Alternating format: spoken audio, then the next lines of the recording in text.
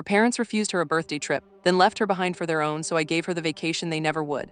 My niece, who is 11, is the youngest child with 4 older brothers. She's also the youngest cousin and grandchild and the only girl in the entire extended family. Because of her unique position and the fact that she was very sick when she was little, she tends to be a little spoiled by everyone that is, except her parents. When she turned 11, she expressed a simple wish to her mom. She wanted to go on a weekend trip with just the 2 of them. Her mom, however, made a huge deal about her wanting to exclude her dad and brothers. They flat out refused to do the trip and didn't even plan anything else for her birthday, so I stepped in and took her on her desired trip myself. Last month, it was one of her brother's birthdays. For his celebration, he decided he wanted everyone to go to Mexico, specifically excluding my niece. Her parents readily agreed, stating it was fair punishment. If she wanted a trip without them, they could certainly have one without her. They then asked me if I could watch her for the 10 days they'd be gone. My niece was understandably devastated. Seeing how upset she was, I decided to plan a surprise trip for her. I had some clients in Miami, so I arranged for us to go there for 5 days. From Miami, we drove up to Orlando for 3 days and then flew to New York for 2 days, where I also had some work commitments. It was technically a work trip, but I made sure to plan a lot of fun outings for my niece.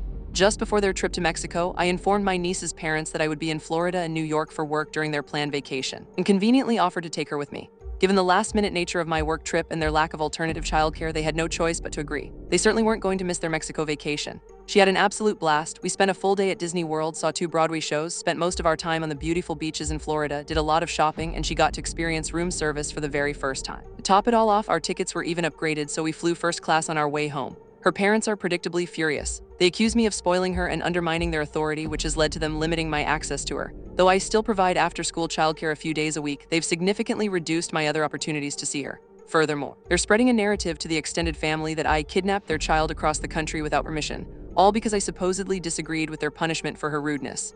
Was the aunt's vacation a necessary lifeline for a child feeling overlooked, or did it overstep parental boundaries and complicate an already delicate family dynamic? Tell us your thoughts below.